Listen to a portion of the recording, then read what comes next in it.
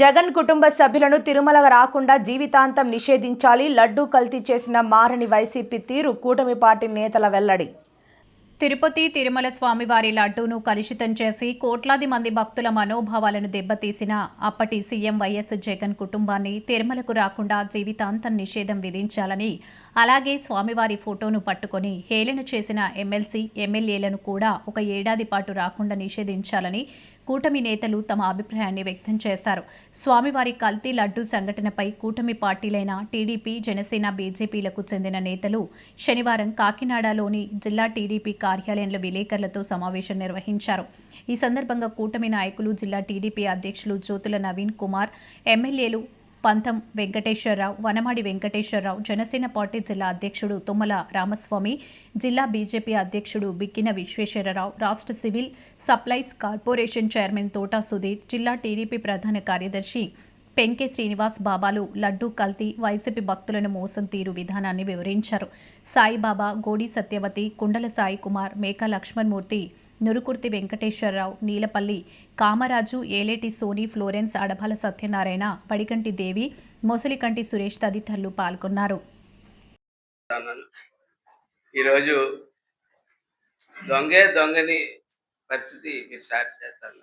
అంటే కొంచెం వెనక్కి వెళ్తే మనం ఆవు లేదు, పాలు లేదు, వెన్న లేదు, నెయ్యి వచ్చేసింది. ఇది జగన్మోహన్ రెడ్డి ఒక్కడికే సాధ్యం. ఇప్పుడు ప్రపంచంలో ఎవరు కూడా అటువంటి నెయ్యిని సృష్టించలేదు.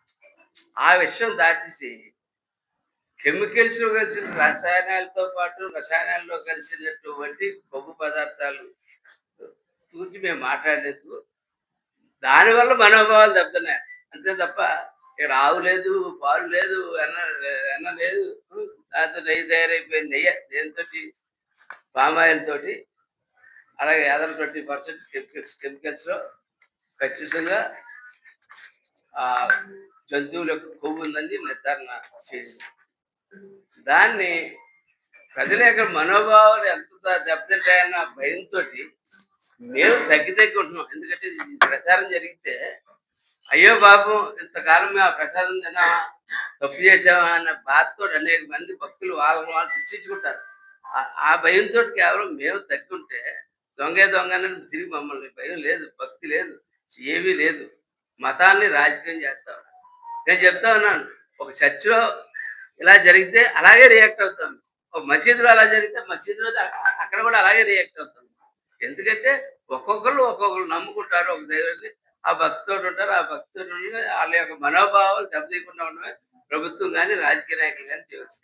చట్టసభల్లో వెంకటేశ్వర స్వామి బొమ్మ తీసుకొచ్చి జోళ్లతోటి పెట్టి కాదని బొకాయిస్తా ఉన్నాడు మన బొత్స సత్యనారాయణ గారు.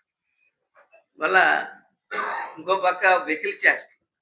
అసలు చట్టసభలో ఈరోజు మళ్ళీ ఇటువంటి సమావేశం పెట్టవలసి ఉంటుంది అనేది అనుకోలేదని ఇప్పుడు మా నవీన్ చెప్పాడు. ఇప్పుడు నవీన్ బాధ్యతలు చేపట్టిన తర్వాత మొట్టమొదటి ప్రెస్ మీట్ ఇలా పెడతానని అనుకోలేదు, ఈ విధంగా పెడతానని అనుకోలేదు. కానీ మంచి ప్రెస్ మీట్ పెట్టాడండి. ఎందుకంటే వెంకటేశ్వర స్వామి పవిత్రతను దెబ్బతీస్తున్నది కాపాడాలని పెట్టాడు. ఇది మంచిదేనని సందర్భంగా తెలియజేస్తున్నారు. అయితే ఈ రోజున మీ అందరికీ తెలుసు, గతంలో కూడా అనేక సందర్భాల్లో మాట్లాడుకున్నాం. తిరుపతి ప్రసాదం ఈరోజు కెమికల్స్ తయారు చేస్తారని రిపోర్ట్స్ ఇస్తే రిపోర్ట్ సబ్మిట్ చేసి అవన్నీ కూడా మీ ద్వారా ప్రజలకు తెలిసిన కూడా చేయడం జరిగింది. వైసీపీ నేతలు కాదంటున్నారు. కాదంటే ఇది కరెక్ట్ కాదు, మీరు తప్పు చేశారని చెప్పి మీ ద్వారా ప్రజలకు చెప్పాం. ఆ రోజున మళ్ళీ కాదంటున్నారు వాళ్ళు. అయితే ఈరోజు దేవుడితో వైసీపీ నేతలు రాజకీయం చేస్తున్నారండి. రాజకీయం, వాళ్ళకి దేవుడు అంటే భయం లేదు, భక్తి లేదు. ఒక విధంగా చెప్పాలంటే ఈ ప్రసాదంలో ఇంత అవినీతి జరిగింది, ఇంత కోర్టు జరిగిందని చెప్పడం జరిగింది.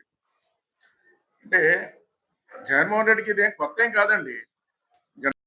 కూటమి పార్టీ నాయకులందరూ కలిపి కాకినాడ సిటీ శాసనసభ్యులు వనమాడి వెంకటేశ్వరరావు గారు, బీజేపీ జిల్లా పార్టీ అధ్యక్షులు బిక్కిన విశ్వేశ్వరరావు గారు, జనసేన పార్టీకి సంబంధించినటువంటి సివిల్ సప్లై చైర్మన్ తోట సుధీర్ గారు, పెంకే శ్రీనివాస్ బాబా గారు, టౌన్ సిటీ అధ్యక్షులు వీరు గారు అందరూ కలిసి ఈరోజు ప్రెస్ మీట్కి రావడానికి కారణం, మీ అందరి ముందుకు రావడానికి కారణం, ఏదైతే కలియుగ ప్రత్యక్ష దైవం వెంకటేశ్వర స్వామి తిరుమల తిరుపతి దేవస్థానంలో జరిగినటువంటి అవినీతి కుంభకోణం కోసం, జరిగినటువంటి లడ్డూ ప్రసాదంలో కల్తీ నెయ్యి కలిపిన విధానం కోసం మీ ద్వారా రాష్ట్రలోనే కాకుండా ప్రపంచ దేశాల్లో ఉన్నటువంటి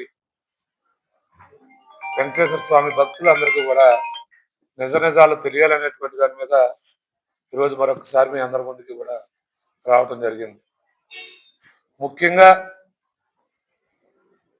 వైసీపీ నాయకుల మీద ఈ ఆరోపణ కేవలం తెలుగుదేశం పార్టీ, జనసేన, బీజేపీ మాట్లాడితే ప్రజలు ఎవరు నమ్మరనేటువంటి సంగతి మా అందరికీ తెలుసు. కేవలం ఇది మా ఆరోపణ కాదు, ఇది నిజంగా తిరుపతి దేవస్థానం మీద లడ్డూలో పెద్ద ఎత్తున కల్తీ జరుగుతూ ఉంది. తద్వారా హిందూ భక్తుల యొక్క మనోభావాలను దెబ్బతీయటమే కాకుండా వారు అక్రమంగా ధనార్జనకు కూడా తెరలేపారనేటువంటి అంశం మీద మరి ఏదైతే కూటమి ప్రభుత్వం ఏర్పడిన తర్వాత మరి చంద్రబాబు నాయుడు గారు, పవన్ కళ్యాణ్ గారు ఈ లడ్డూ మీద కల్తీ జరుగుతుందనేటువంటి అనుమానం వచ్చి